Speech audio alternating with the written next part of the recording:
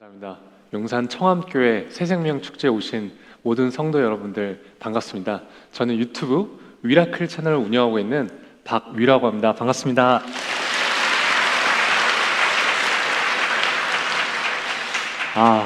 네, 이런 귀중한 시간에 너무나도 부족한 저에게 제가 만난 하나님에 대해서 여러분들과 나눌 수 있는 기회를 주셔서 진심으로 감사합니다. 교회에 같은 한 청년이 그냥 자신의 이야기를 좀 길게 하는구나 생각하시면서 그냥 앉은 자리에서 편하게 들어주면 감사하겠습니다. 그리고 참고로 저도 용산 주민입니다. 네, 저는 어렸을 때 굉장히 큰 우량아로 세상에 태어났습니다. 보통 또래 아이들보다 머리 하나가 더 있을 만큼 키가 굉장히 컸어요. 그리고 굉장히 활발한 아이였습니다. 땀을 어찌나 많이 흘렸던지 가끔 놀이터에서 놀다 보면 머리 위에 모래가 한가득 쌓인 채로 집에 들어가서 어머님께 종종 혼나곤 했죠. 그리고 소리를 워낙 목청껏 질러서요, 제가 어렸을 때 소리를 하도 질려서 목에 혹이 생겼습니다. 그래서 6살 때는요, 제가 유치원을 다니면 하도 제가 소리를 지르니까 강제로 유치원을 다니지 못하고, 여러분 제가 6살 때 저희 동네에 있는 서예학원을 1년간 다녔습니다. 제가 초등학생 때는 축구 선수가 되는 것이 꿈이었어요. 그래서 초등학교와 중학교 때까지 실제로 축구 선수 생활도 했었죠. 그리고 다음 사진 한번 보여주시겠어요? 네, 여러분 놀라지 마십시오. 제 중학교 때 사진입니다. 노란색 옷 입은 사람이 저고요, 옆에 있는 사람이 제 친구예요. 많이 사갔죠? 네. 네, 저는 그렇게 건강하게 잘 성장해서 대학생이 되었습니다.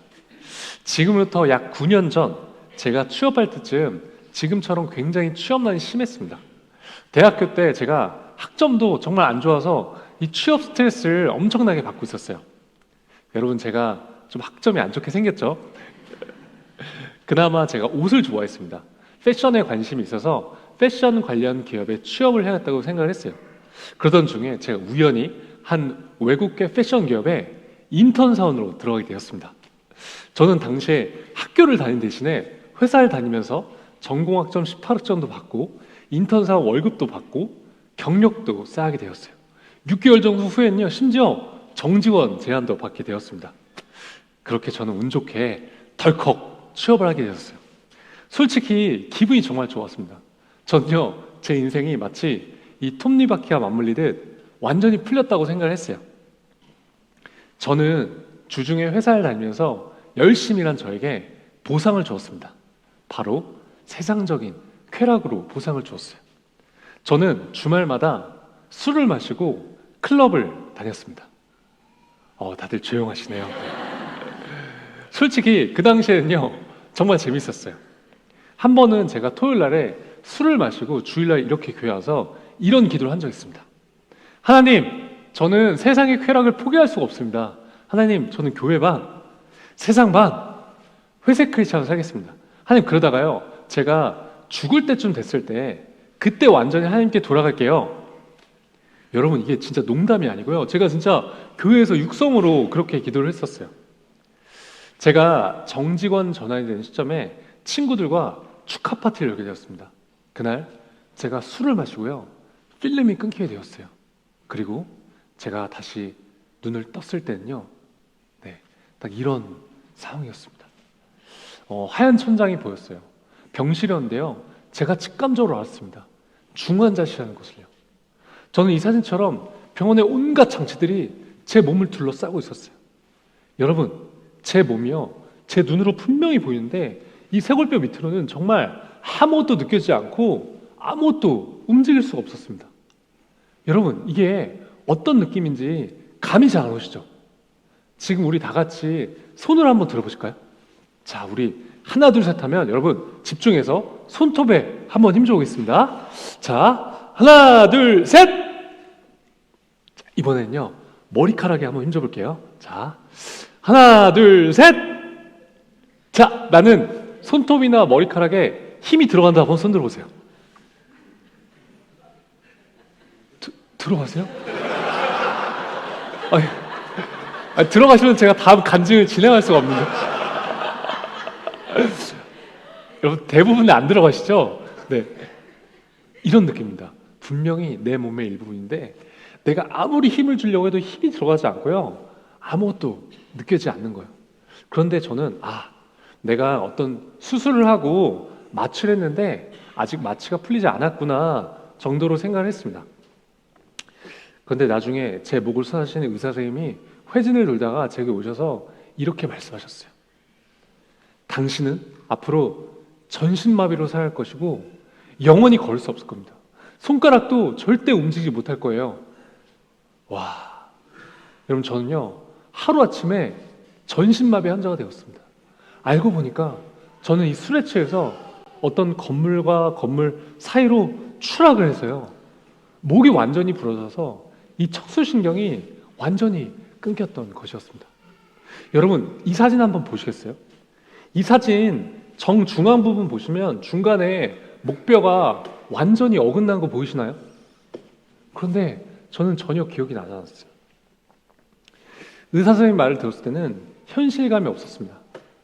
아마도 이 전신마비라는 상황이 너무나 비현실적이기 때문에 제가 그 사실을 받아들이는 것이 아마도 어려웠을 수도 있었던 것 같아요. 그런데 저는 하나님을 믿었었기 때문에 아니야, 나는 하나님이 일으켜주면 반드시 일어날 거야 라고 생각했어요. 그래서요 생각보다는 힘들지 않았습니다. 뭐 여러분들이 지금 믿으실지 모르겠지만 제가 정말 그 이야기를 듣고 울지 않았어요. 여러분 이 사진이 제가 다시 한번 보시겠어요? 여러분 이 사진이 제가 이제 전신마비 진단을 받고 한 2주 정도 됐을 때 사진인데요. 여러분 전신마비 진단을 받은 사람 치고는 약간 표정이 이렇게 제정신은 아니죠? 사실 당시에 저의 아버지는 크리스천이 아니셨습니다. 저의 아버지는 굉장히 책을 많이 읽으시는 좀 지적인 분이셨죠. 아버지는 기독교를 그저 하나의 종교로 생각하셨어요. 저는 아버지와 이 신앙적인 이야기를 하면요 항상 대화가 되지 않았습니다. 저의 대화는 마치 이렇게 평행선상에 있는 것 같았죠. 하루는 저는 이렇게 생각했어요. 내가 우리 아빠는 진짜 평생 전도할 수 없겠구나. 그런데 중환자실에서 3일째 되던 날 제가 입에 기도 사건을 해서 아무 말도 할 수 없는 상황에 있는 제게 오시더니 아버지께서 이렇게 말씀하셨어요. 위야, 너가 믿는 하나님이라면 이제 나도 믿어볼게. 와, 여러분 저는요 제가 전신마비가 된 상황보다 이렇게 저희 아버지가 하나님을 믿게 된 사실이 더 말도 안 되는 상황이라고 생각을 했어요. 여러분 저는 제가 한 중학생 때쯤 솔직히 저는 저희 아버지가 하나님을 믿는 것을 포기했었습니다. 그런데 하나님이 저희 아버지의 마음을 만지시니까요 이렇게 저희 아버지도 하나님을 믿게 되시더라고요. 그래서 여러분들이 중에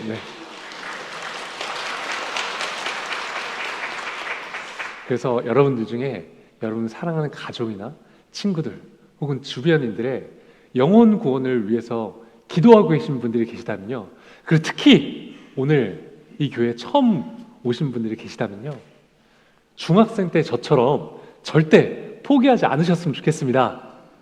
아멘?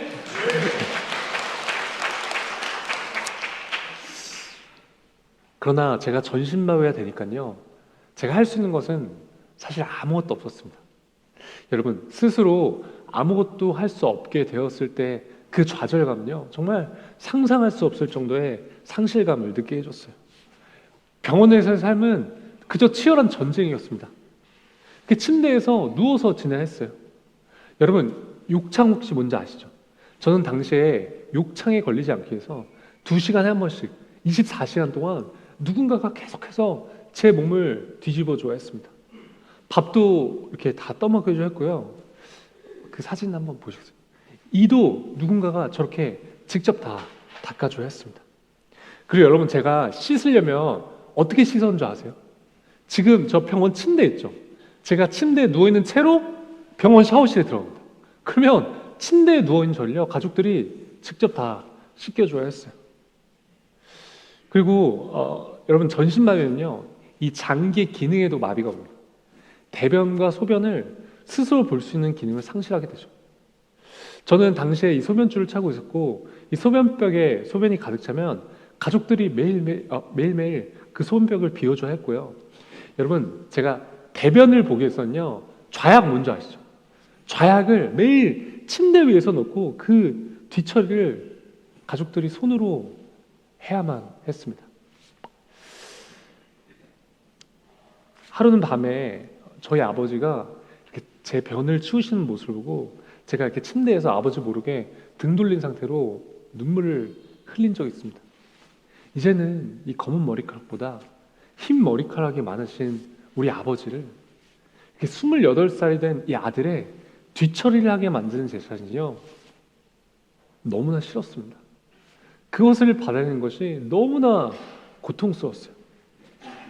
저는 이제 그 당시에 취직을 해서 이제 부모님으로부터 경제적으로 완전히 독립을 해서 저는 효도해 드릴 수 있다고 생각했었거든요.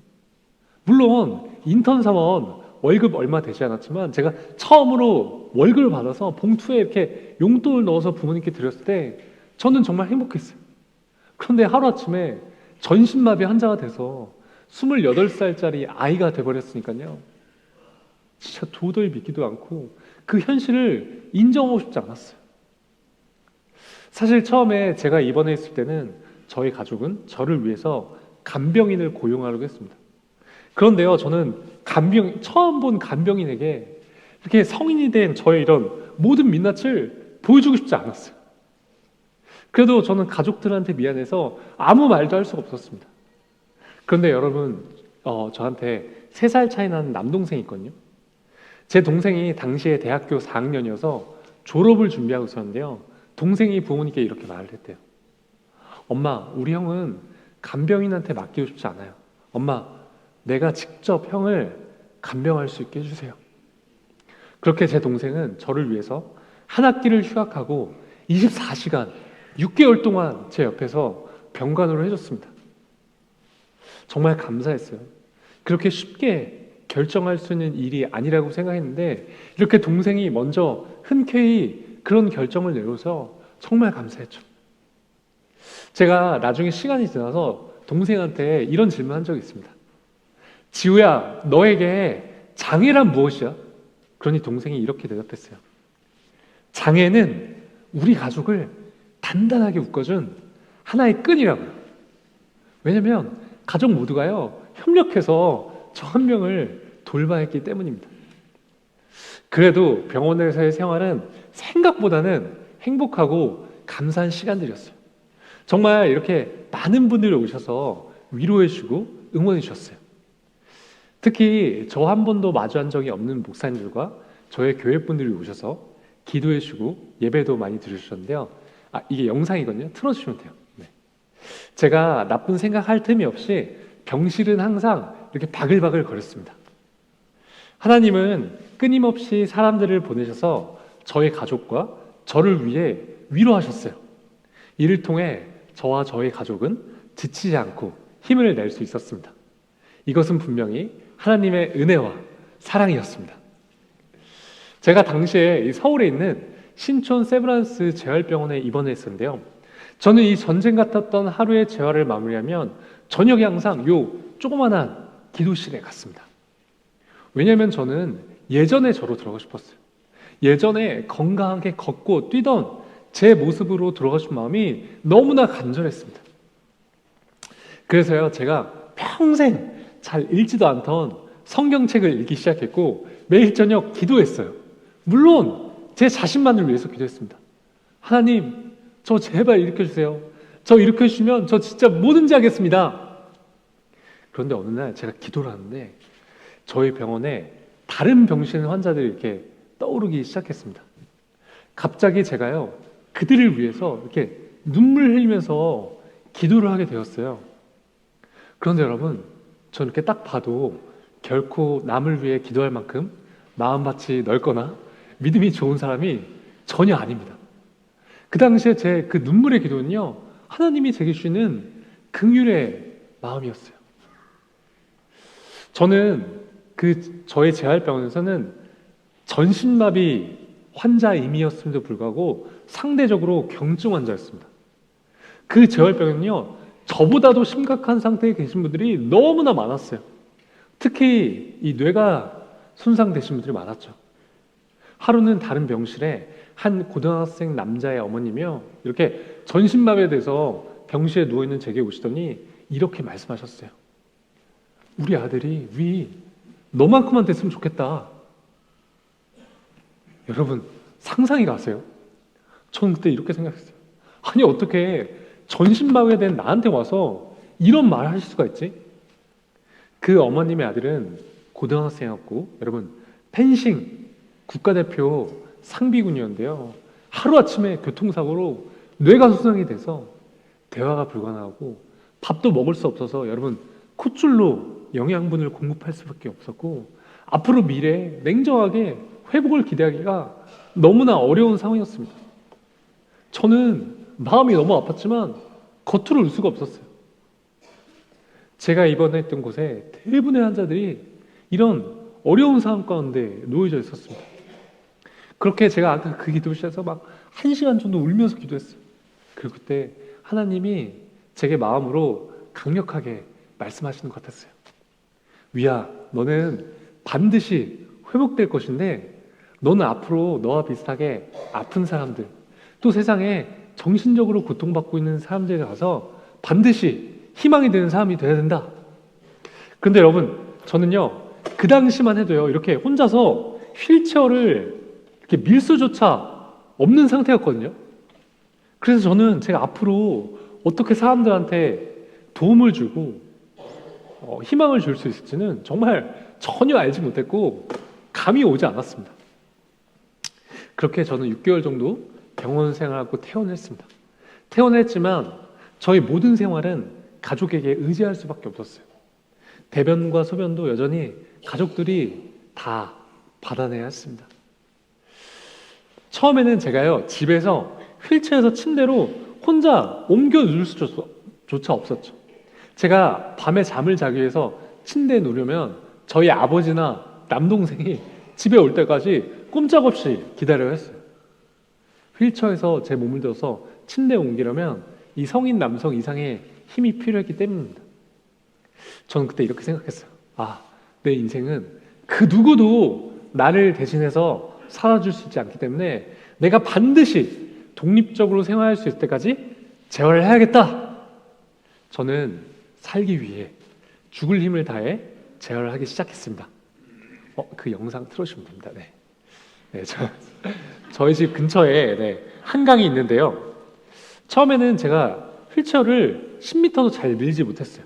그런데 저는 비나 눈이 오지 않으면, 영하 5도 밑으로 떨어지지 않으면 저는 매일 한강에 나가서 온몸에 핫팩을 붙이고 3시간 이상 휠체어를 매일매일 밀었습니다.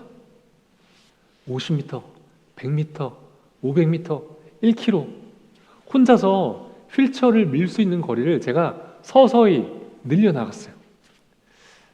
저희 집이 여기 용산구 주민이니까 정확하게 지역도 설명할 수 있겠네요. 저희 집이 그 이촌동이거든요. 그래서 제가 한 2년 정도 지났을 때쯤, 다치고 2년 정도 재활을 시작하고 지났을 때쯤, 하루는 저희 집 이촌동에서 11km 떨어져 있는 난지도 한강공원까지 혼자서 3시간을 걸려서 휠체어를 밀 수 있게 되었습니다. 저는 그때 이런 생각이 됐어요. 이제 내가 우리 집에서 11km 떨어진 곳에 나 혼자 놓여지더라도 나 혼자서 이제 집은 갈 수 있겠구나. 그리고 저는 이제 소변줄을 빼고 혼자서 일회용 소변줄 이용해서 스스로 소변도 볼 수 있게 되었습니다. 그리고 엄청난 재활 훈련 끝에 드디어 혼자 침대에 옮겨 누울 수 있게 되었어요. 여러분, 휠체어에서 침대로, 침대에서 휠체어로 이렇게 스스로 자유롭게 옮길 수 있다는 것이 얼마나 감사한지 몰라요. 그리고 여러분, 제가 이 좌약도 항상 가족들한테 의존해서 넣고 대변을 볼 수밖에 없었거든요. 그런데 이제는 제가 그 누구의 도움 없이 혼자서 10초 만에 좌약도 넣을 수 있게 되었습니다.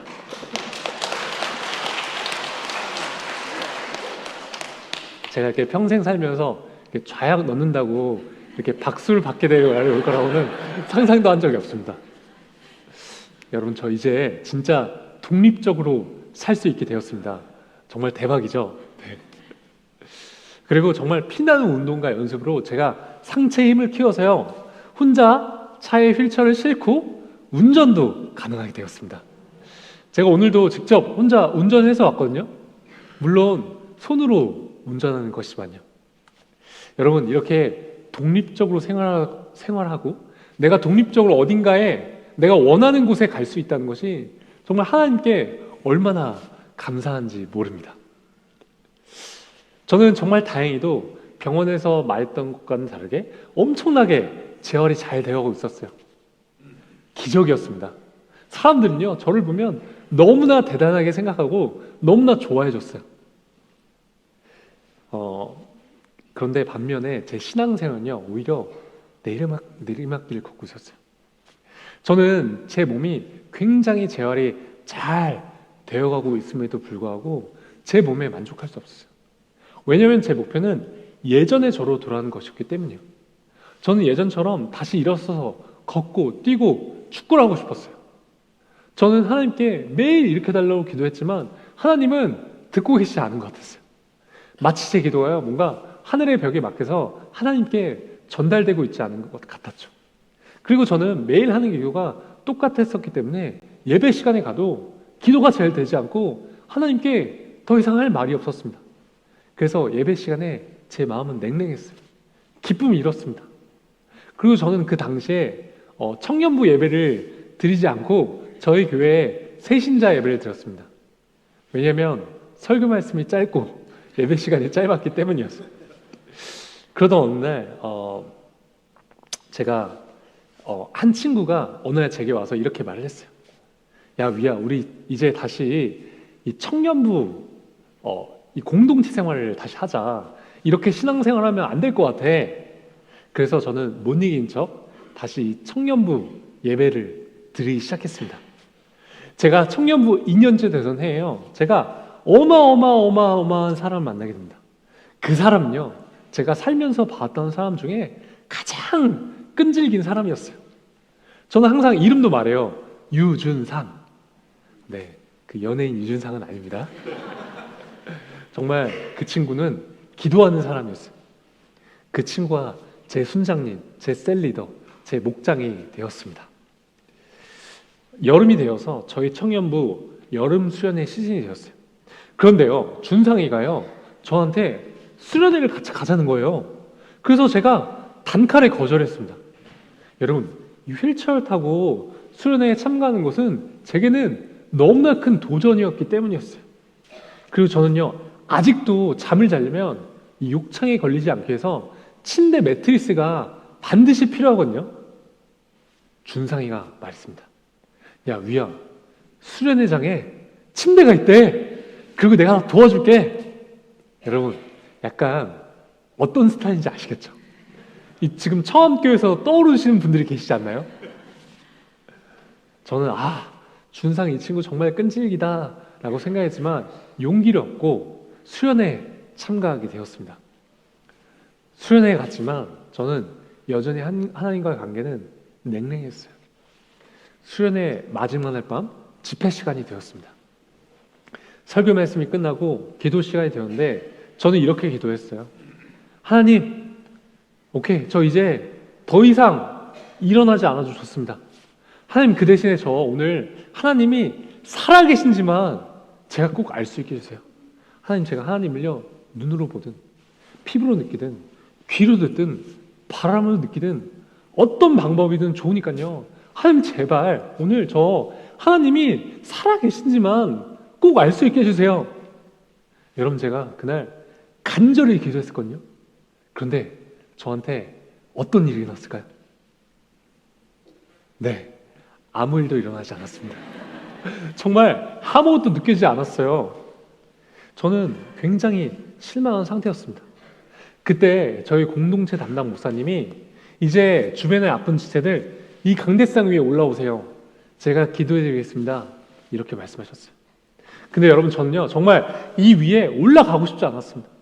저는 치유 기도를 더 이상 받고 싶지 않았어요. 왜냐하면 저는 다치고 나서 저희 어머니 손에 이끌려서 온갖 치유 집회를 다녔었거든요.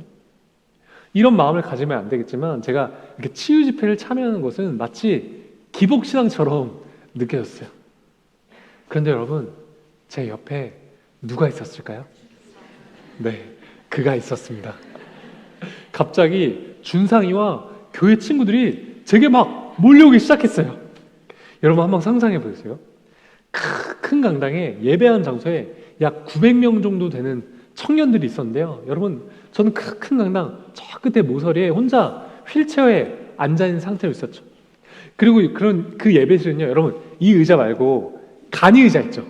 간이 의자로 이렇게 꽉 차 있어서 휠체어로 지나갈 수 있는 길이 전혀 없었습니다.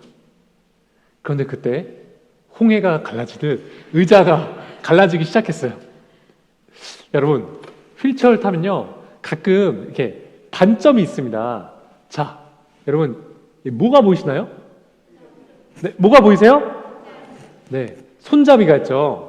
그 뜻은 제 의지와 상관없이 누구든지 제 휠체어를 밀 수 있다는 뜻이에요. 여러분, 전 순식간에 이 강대상 위에 올라갔습니다. 마가복음 2장에 보면 그 4명의 친구들이 그 중풍 환자인 친구를 예수님 계신 곳에 지붕을 뚫고 자리에 눕히는 장면이 나오잖아요. 딱 그 상황이었어요. 저는 사고 후에 병원 생활 때부터 정말 수많은 사람들로부터 위야, 널 위해 기도할게. 넌 반드시 일어날 거야. 내가 환상을 봤는데 너가 걷는 걸 봤어. 야, 내가 응답을 하는데 너 곧 일어난대. 이런 이야기를요, 정말 무수히 많이 들었습니다. 물론 처음에는 정말 감사했어요. 그리고 제게 힘이 됐습니다. 그런데 시간이 지날수록 제게 기도해 준다는 사람들의 말은요, 이제 더 이상 제게 힘이 되지 않았어요. 시간이 지나도 저는 이렇게 걸을 수 없었기 때문에 사람들이 위야, 널 위해 기도할게 라고 말을 하면 전 그저 겉으로만 예, 감사합니다 말하고는 그냥 잊어버렸어요. 그리고 여러분, 또 우리 이 중보기도는 눈에 보이지가 않잖아요. 자, 다시 그날 제가 이렇게 단상에 올라가 있을 때 적어도 한 20명 정도 되는 친구들이 제 몸을 둘러싸서 저를 위해서 기도했습니다. 머리, 어깨, 허벅지, 발가락. 한 친구는요, 제 옆에 앉아서 굳이 제 종아리를 붙들고 저를 위해서 막 기도를 했어요. 제가 그날 눈물 콧물 엄청나게 많이 흘렸거든요. 이렇게 단상 위에서 친구들이 저를 둘러싸서 저를 위해서 이렇게 기도해 주는 모습을 제가 이렇게 보고 있는데요. 하나님이 제게 알려주셨어요. 위야, 이게 중보기도야. 이걸 딱 느끼셨어요. 제가요, 눈으로 보니까 알겠더라고요. 여태껏 수많은 사람들이 나를 위해서 기도를 해주고 있었던 것이었구나. 하나님은 저의 부족한 믿음을 아시고 하나님은 제게 중보기도의 실체를 보여주셨어요. 저는 하나님께 하나님이 살아계신지 알려달라고 기도했는데 하나님은 중보기도의 실체를 알려주심으로 하나님의 존재를 보여주셨어요. 그렇게 저는 그날 엄청나게 울면서 회개했습니다. 왜냐하면 막 저를 기도해 주신 많은 사람들이 떠오르기 시작하면서 너무나 죄송스러운 마음이 들었기 때문이에요. 그래서 저는 그날부터 서서히 하나님과의 관계를 회복하기 시작했습니다. 다시 이 공동체 생활을 열심히 할 수 있게 되었죠. 그래서 제가 그 이후에는요, 휠체어를 타고 제주도와 일본으로 이렇게 아울렛도 다녀오게 되었습니다. 저는 모태신앙인으로서 교회를 오래 다녔지만 솔직히 이 교회 공동체에 대한 중요성을 잘 알지 못했어요. 그런데 제가 공동체 생활을 열심히 하게 되면서 신앙적으로 성숙하게 되었습니다. 공동체 안에서 신앙생활을 공유하고 서로 나누고 기도하니 비로소 왜 혼자서는 신앙생활하는 것이 어려운지 깨닫게 되었죠. 하나님께서 왜 교회 공동체를 만드셨는지 알겠더라고요. 하나님은 이 교회 공동체 안에서 서로의 연약한 부분을 보듬고 서로 사랑하길 원하신다는 것을 알게 되었습니다. 여러분, 우리가요, 이렇게 서로 사랑을 하면요, 하나님을 더 깊게 느끼고 알아갈 수 있는 것 같습니다. 사실 우리가 이 코로나 비대면 시대에 교회 공동체에 대한 중요성을 많이 잊고 살아왔던 것 같습니다.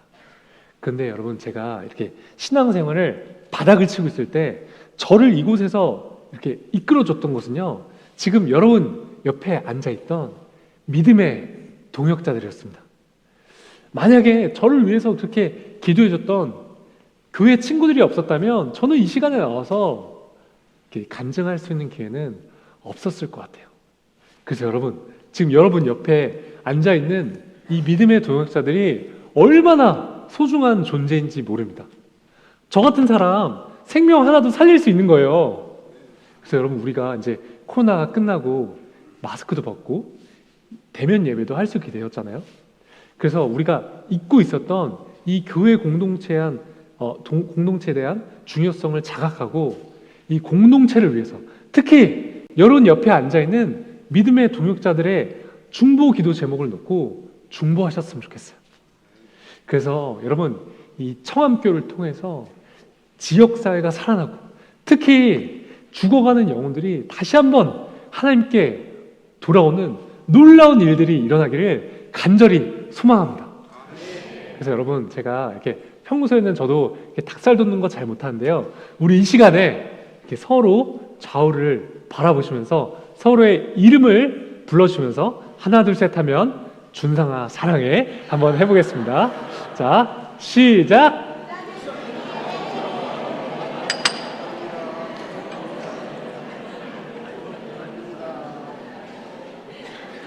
여러분, 진짜 준상아 사랑해 하시면 안 되고요, 이름을 불러주면서 이제 서로 앞뒤를 바라보시면서 하나 둘 셋 사랑합니다 한번 해보시겠어요? 시작!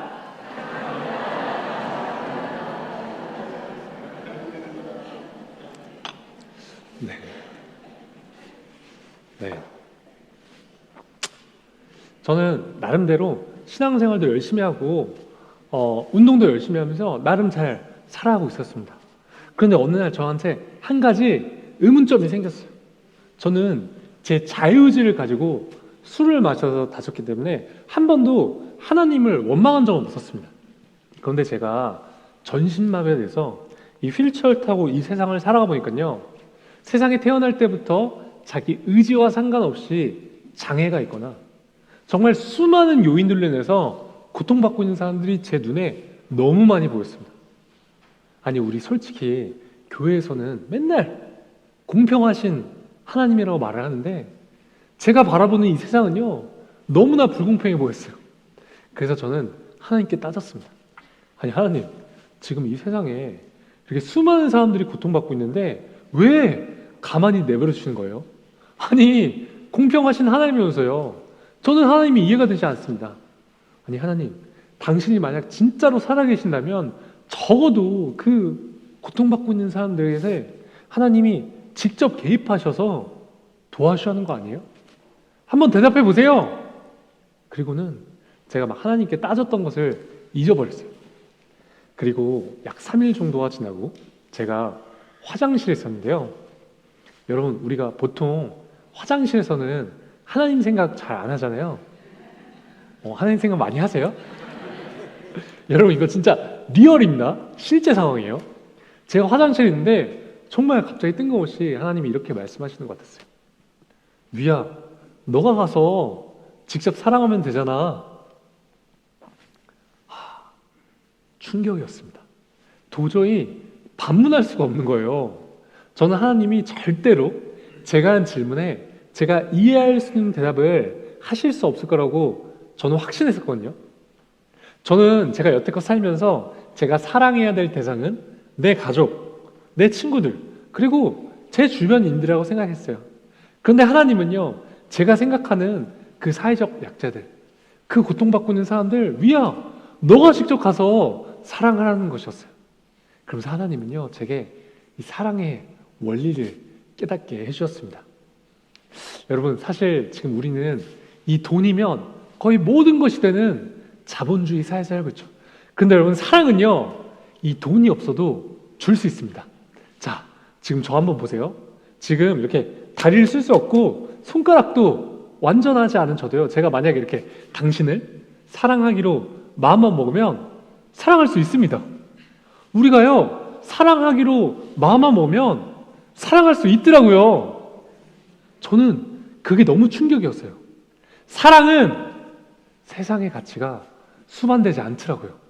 그게 바로 하나님의 사랑이었습니다. 여러분, 우리 아까 읽었던 마가복음 12장 30절에서 31절 말씀을 우리 한 목소리로 크게 읽겠습니다.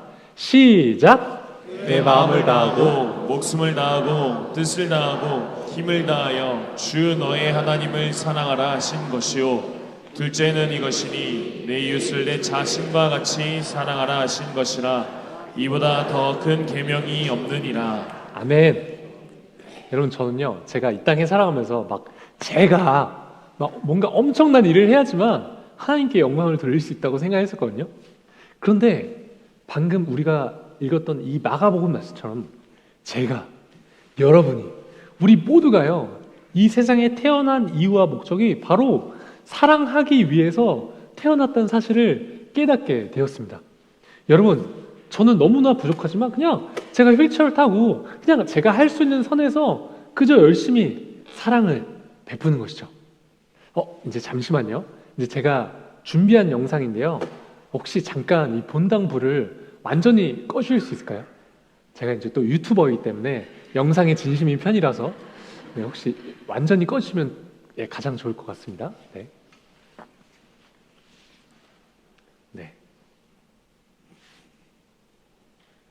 꺼주시면 되겠죠. 네. 영상 보고 오시겠습니다.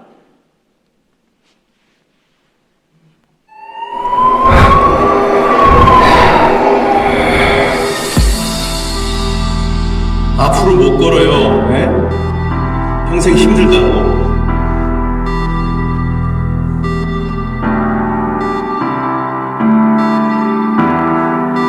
다시 눈을 떴을 때 내 몸은 나의 몸이 아니었다.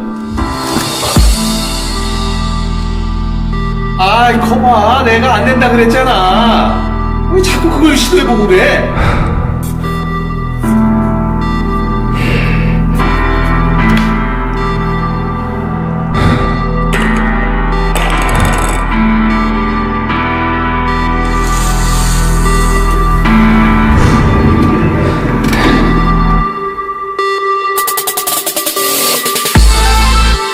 담당 의사는 손가락도 움직일 수 없다고 말했지만 나는 절대 포기하지 않았다.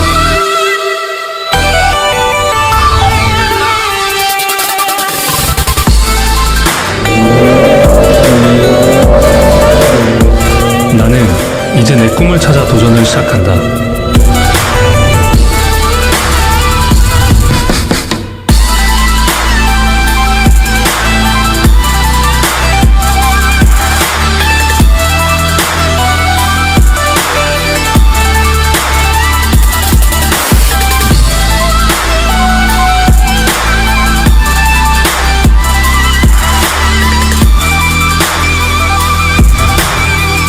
일할 수 있는 능력이 완전히 제한되는 건 아니지. 할 수 있는 것들이 너무나 많아.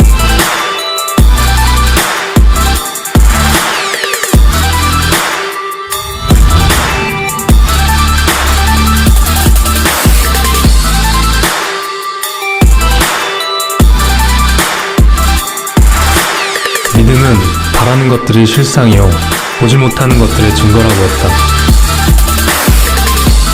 혹자에겐 터무니없는 믿음으로 보일지 모르겠지만 모든 사람 앞에서 반드시 일어나 보이겠다.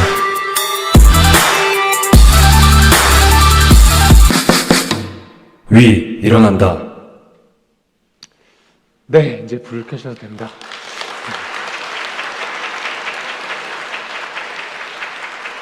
네, 이 영상은요, 제 실제 이야기를 바탕으로 해서 만들어진 영상입니다.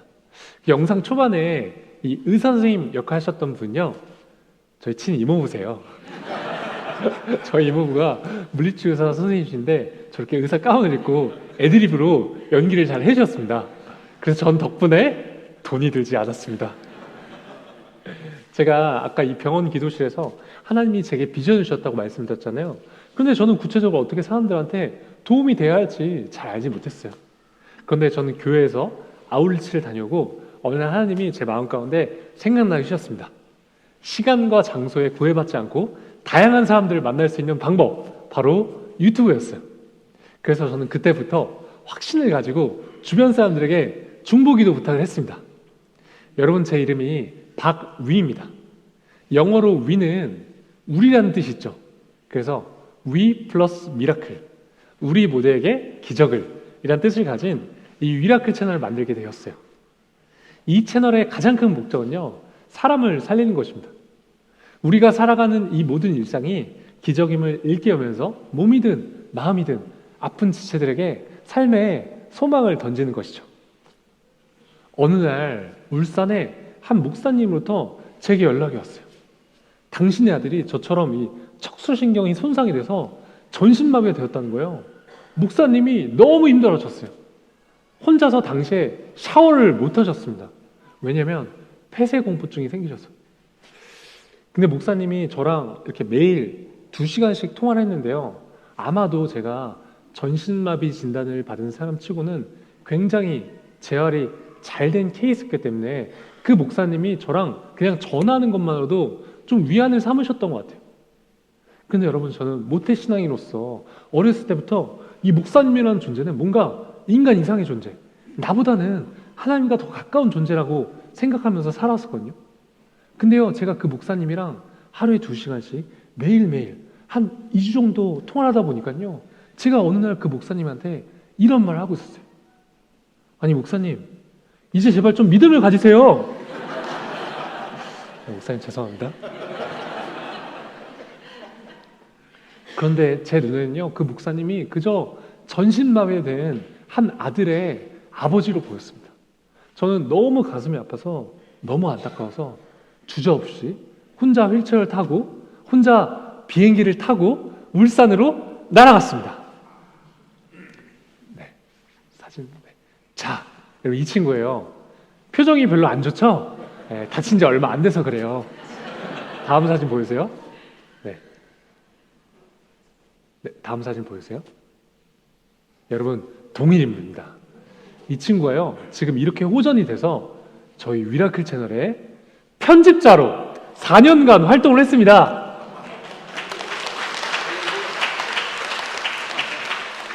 근데 여러분, 이 친구는요, 아직도 사실 손가락이 전혀 움직이지 않아요.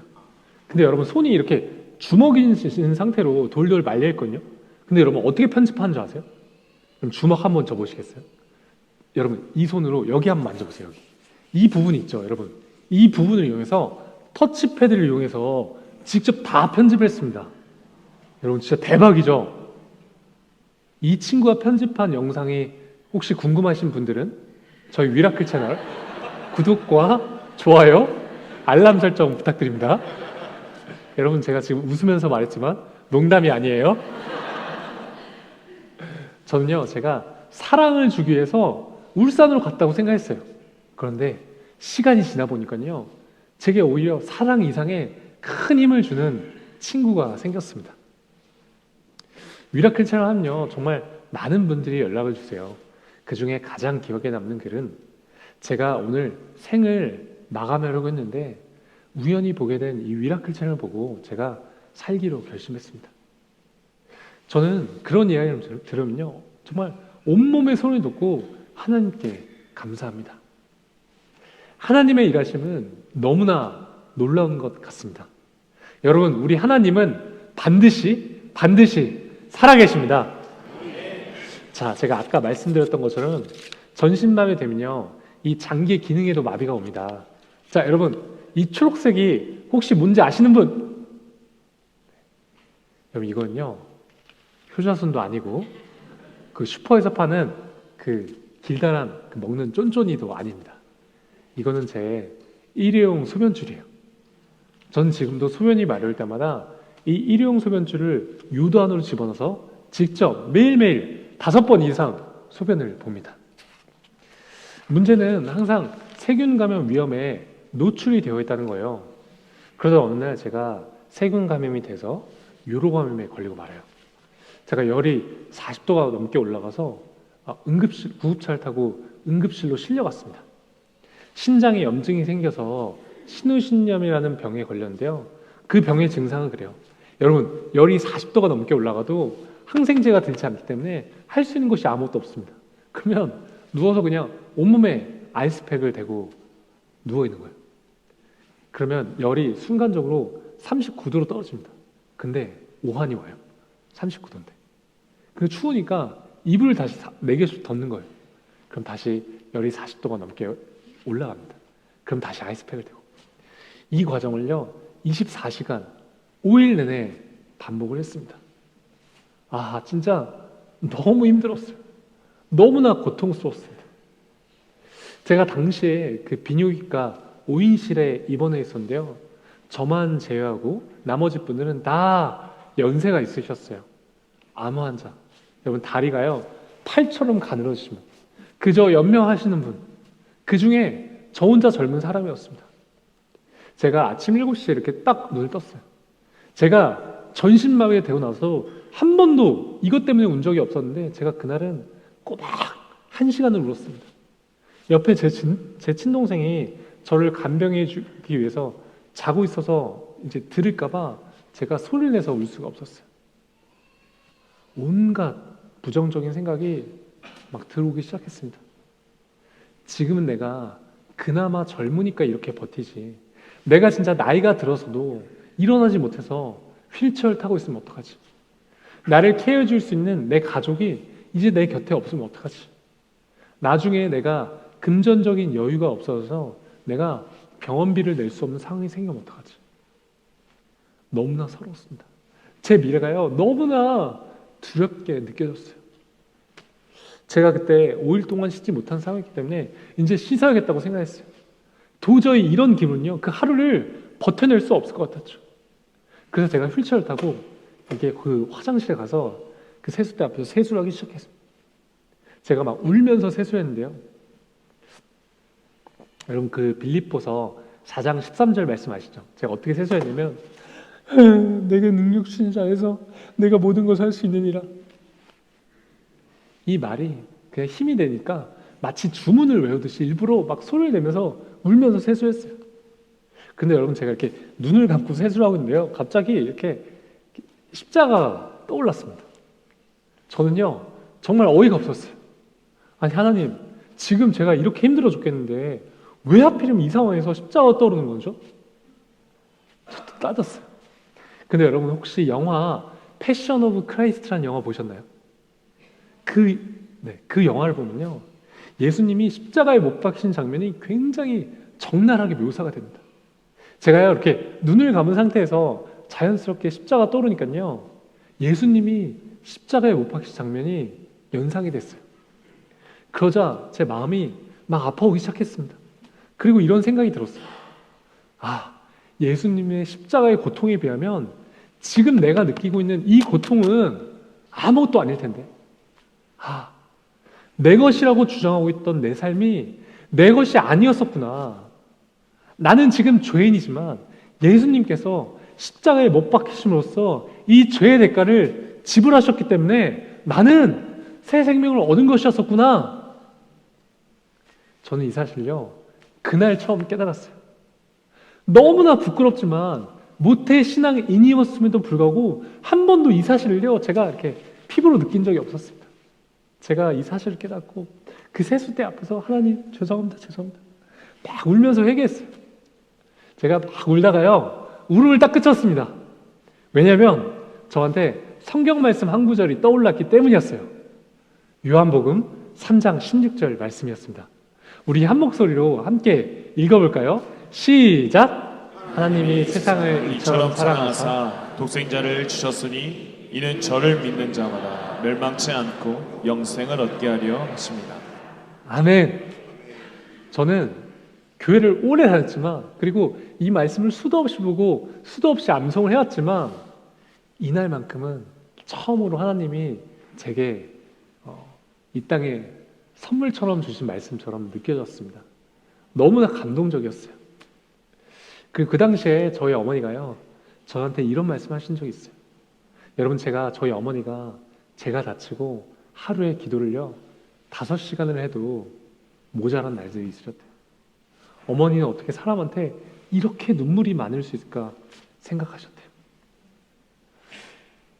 어머니가 흘렸던 그 눈물을요, 다 모아서 담으면 항아리에 가득 차고 또 가득 차고 또 가득 찰 정도로 그렇게 눈물을 많이 흘리셨대요. 그때 저희 어머니 이렇게 기도하셨다고 합니다.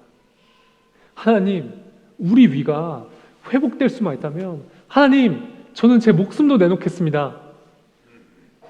자식을 향한 사랑이 목숨과도 맞바꿀 수 있을 정도로 이렇게 큰데 하나님은 자신의 아들을 우리를 위해 죽게 하셨으니 얼마나 가슴이 아팠겠냐고 저희 어머니께서 그렇게 말씀하신 적이 있어요.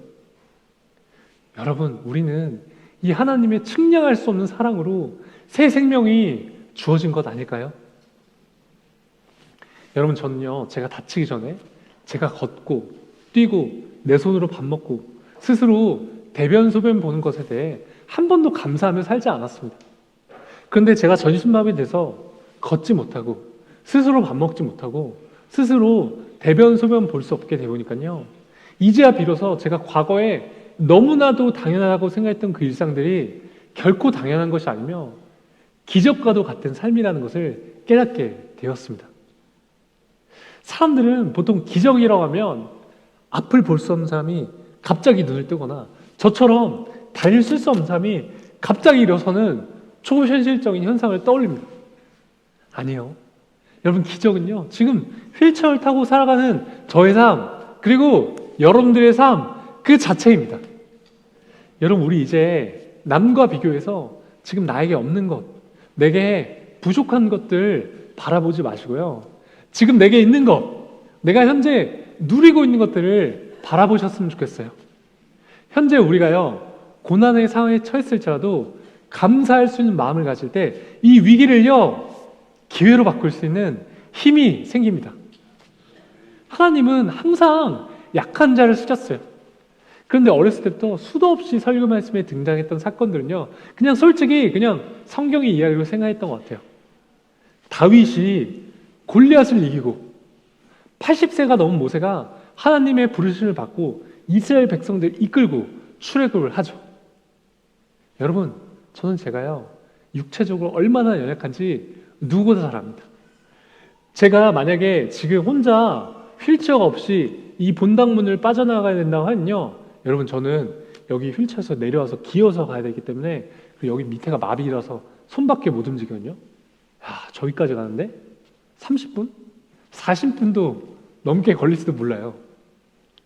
그런데 제가 전신마비 돼서 그냥 열심히 살아가면 해도요, 이런 제 모습이 누군가에게는 힘이 되고 용기가 되더라고요.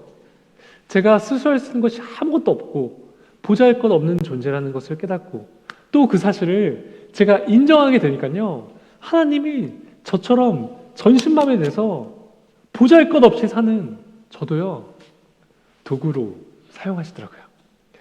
자, 이제 여러분 거의 다 왔습니다.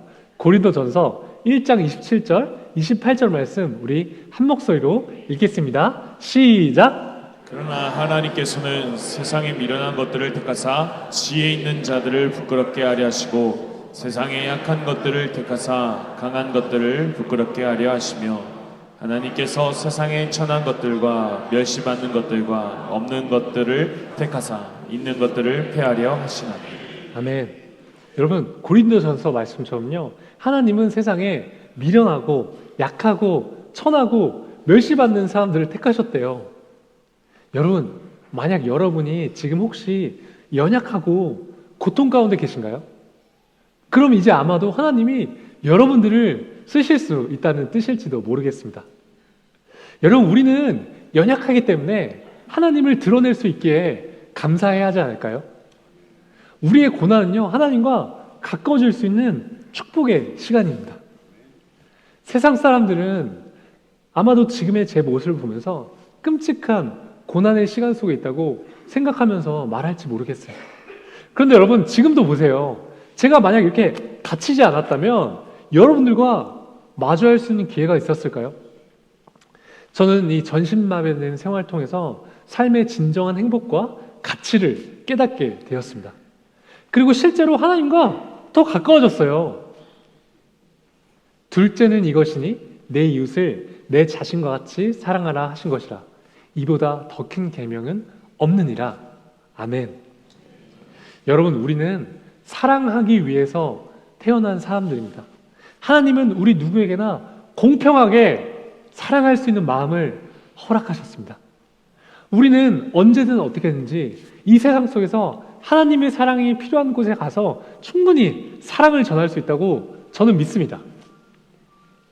저도 부족하지만 앞으로 이 미라클을 통해서 사랑을 전하도록 노력하겠습니다. 청암교회 새생명 축제에 오신 모든 성도 여러분, 우리 모두가 세상의 가치와 기준에 얽매이지 않고 이 고난 속에서도 하나님을 신뢰하며 감사할 수 있기를 축복합니다.